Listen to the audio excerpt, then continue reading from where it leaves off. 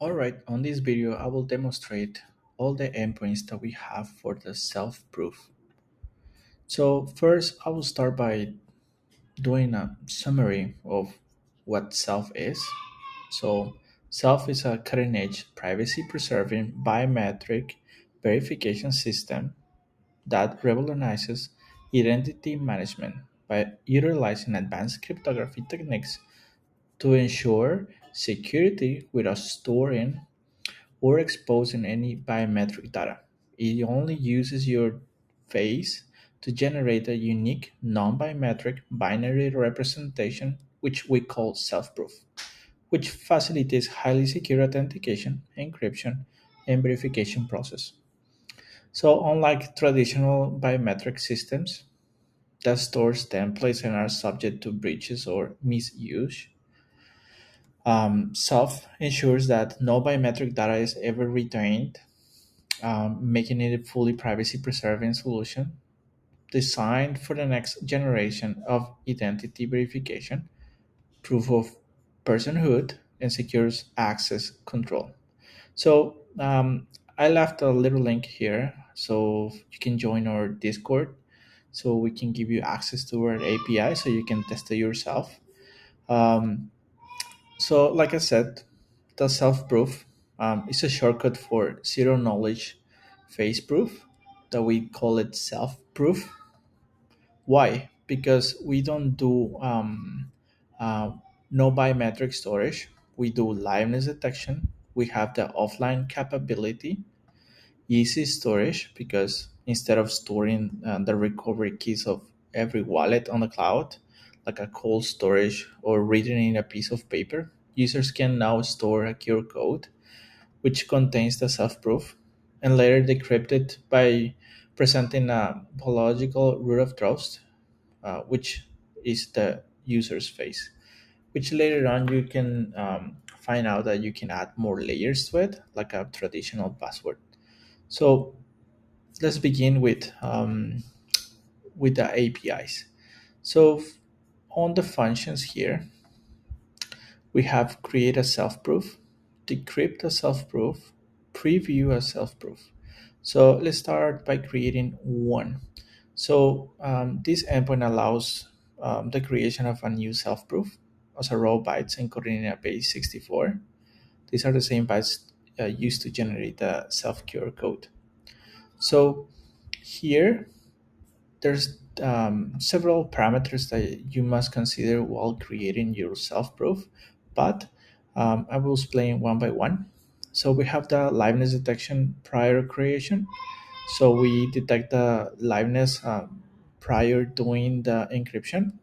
We also have public data, which is clear text data associated with the record, such as mask ID, or you can put the Ethereum address, in this case for the self wallet. We also have the base 64 encryption of the selfie that you take while taking the photo when encrypting a new wallet, for example. We do the liveness level, so we can have different liveness levels depending on how hard you want it to be. So we can set it up to regular or soft or hard.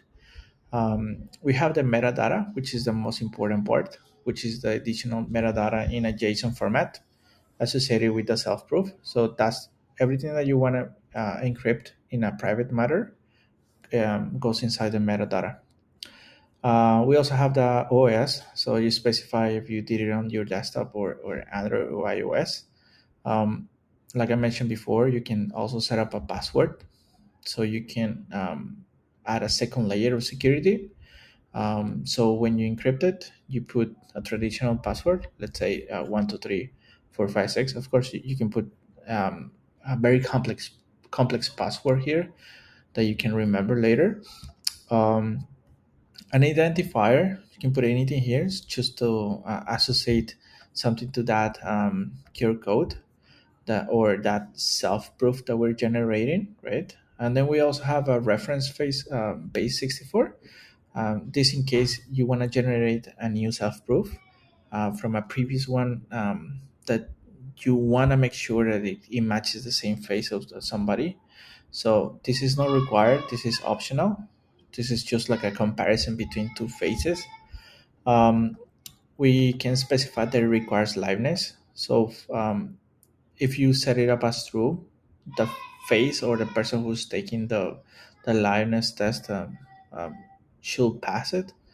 But if you put it on false, you can just pass a photo of somebody, and you can encrypt something that that person later on can decrypt it. And we can enforce that the decryptions require the liveness, but only when we encrypt it for the first time. It doesn't need it.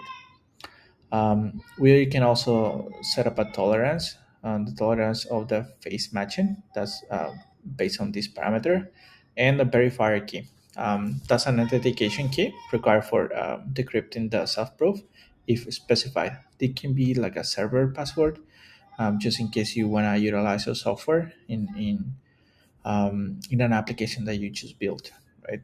So later on, you will see that when you pass all those parameters here on Postman, and when we click send, it generates a brand new self-proof. If I pass the exact same parameters, you can see that the self-proof is different every single time. So based on this, we can just copy this one. This becomes your self-proof that you can store it, but storing this in a file will be like kind of hard, right? So what we do here is that we copy everything that we did here, and then we go to the other endpoint that we have also in the documentation.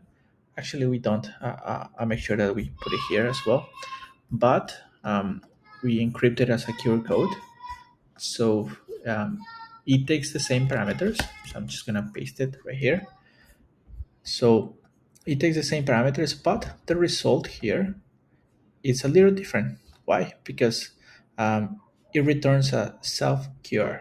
The self QR is just an image representation, so you can store this in an easy way. So this endpoint, you can later on like use like base 64 to image, like so you can see what's in there. We put it here, right? So that's your QR code. We also have some endpoints that you can store this in IPFS. So you do it in a decentralized way, but that's a conversation for another day. So let's close this. All right. So here, creating a self-proof is pretty easy, right? So this is the representation that we were looking for. So when you want to decrypt it, we have this documentation that says that with this endpoint, you can decrypt the content stored in the zero knowledge face proof provided by Zelf. This endpoint is used to verify the raw hash bytes against a face, thereby decrypting the associated metadata. So in this case, we store a wallet inside there. You can see here. What are the parameters that it takes? It takes the face. It also takes the password. It takes the self-proof, which in this case is this one. It takes this one and the key if you are setting up a key. But in this case, we want to make sure that this can work online and offline. So the key we set up as null, so we don't set it up. Once you do that, let's just grab this one, and we go to decrypt, and we search for that parameter here, self-proof, and we paste a brand new one. We click send, and here you go. You can see the identifier that I set up earlier in the meta and in the JSON that we set up here in the body. We can see the wallet that was encrypted in that QR code. Well, we did like 3 or 4 times, right? So it doesn't matter. The metadata is here. The public data is here. And also the face crop base 64, which is like the face that was associated with this QR code.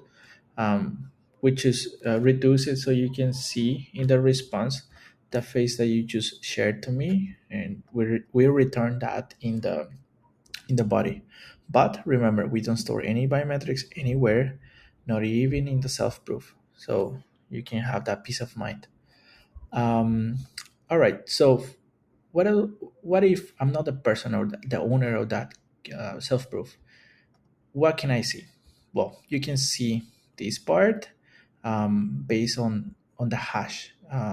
Well, in the self-proof that I shared to you, right? So here, let me just save this and go to the preview. Close this. We're gonna select this part and click send. And first of all, it says that it requires a password, and also um, it says that the public data has these two values, the content and demo. Um, when you saw this, I encrypted this part. I can just put anything else. Also, on the decryption part, there's a password, right? So what if I put something else, like 4 here? I click send. Then the provided password is invalid. So I return this, but on the face, let's say the face um, is not my face anymore. I'm just gonna remove this and I click send.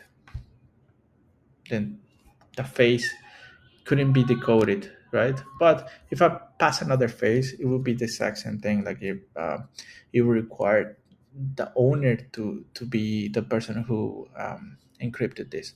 So those are the concepts. They're pretty easy. Like as you can see, you can encrypt it as a secure code.